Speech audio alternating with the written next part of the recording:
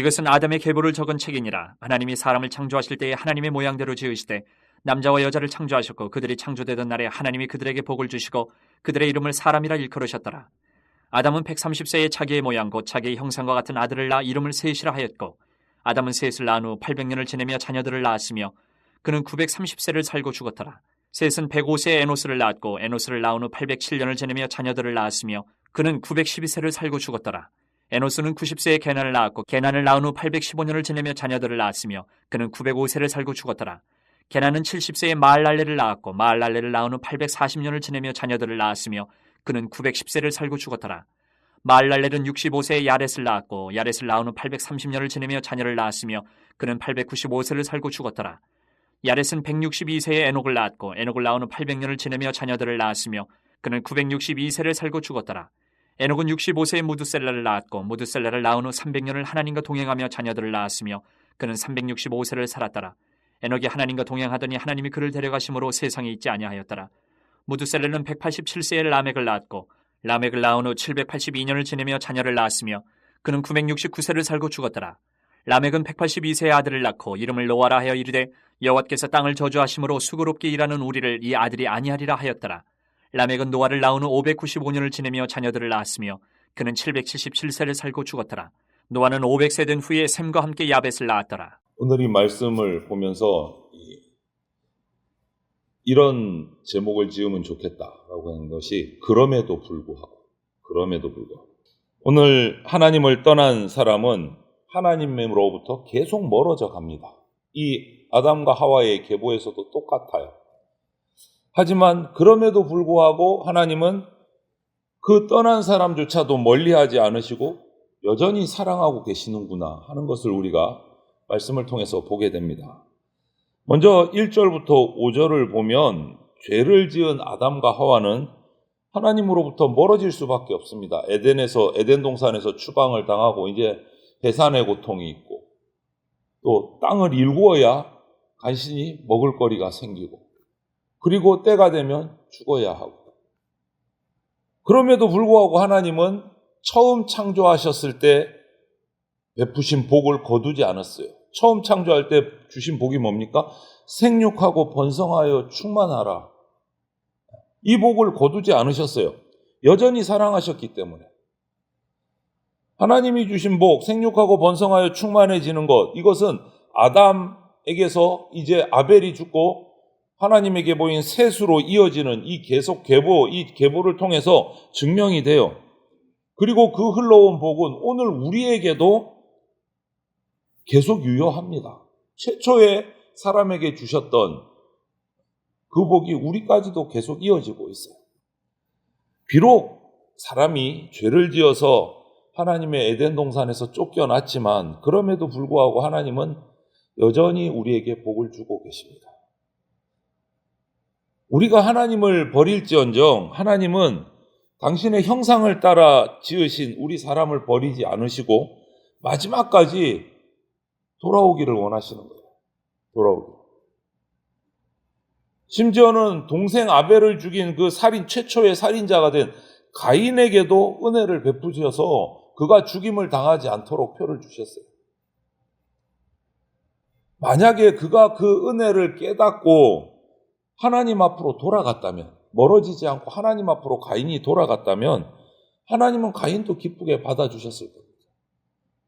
이처럼 모든 사람은 하나님의 창조 섭리에 따라서 그때 주신 그 복을 따라서 생육하고 번성하고 충만한 복을 누리는 거예요.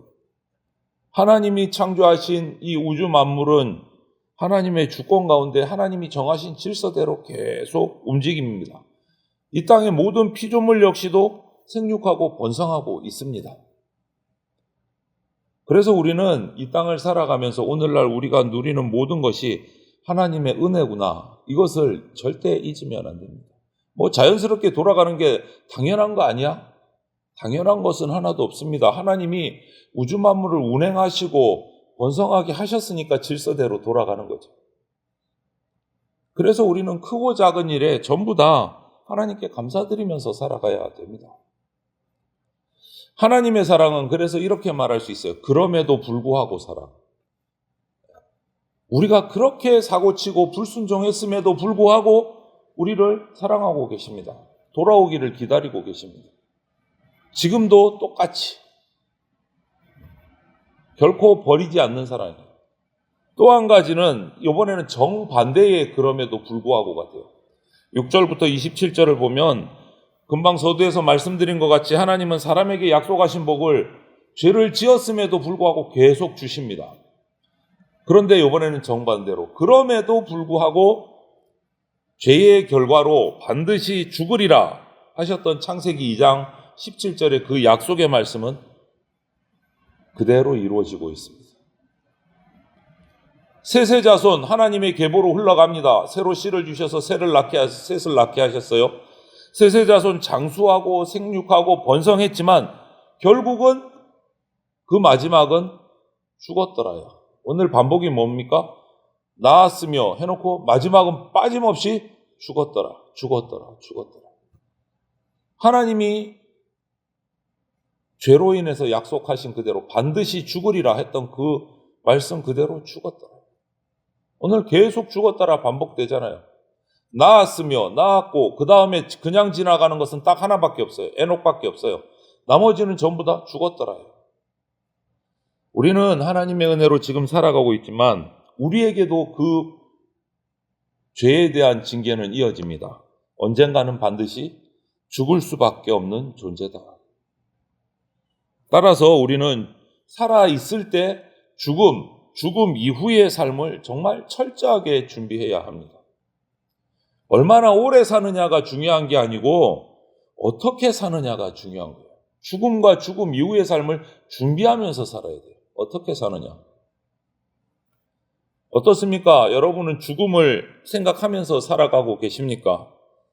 우리 삶에는 항상 죽음이 뒤따라와요. 이 땅에 그런 분들이 있더라고요. 이 땅에 태어나는 거는 순서가 있어도 떠나는 건 순서 없다. 이렇게 말씀하시는 분들이 있는데 그렇기 때문에 우리는 죽음을 늘 생각하고 인식하면서 살아가야 됩니다. 더 나아가서 죽음 이후를 준비하면서 살아가야 돼요. 준비하면서. 준비하는 삶이 뭡니까? 오늘 나온 에녹이에요. 그럼에도 불구하고 다 죽었더라지만 그곳에서 그럼에도 불구하고 그 죽음을 이겨내는 방법을 에녹을 통해서 딱 하나 말씀해 주셨어요. 그럼에도 불구하고. 그래서 오늘 창세기 말씀뿐만 아니고 히브리서 11장에도 에녹을 이야기하고 있어요.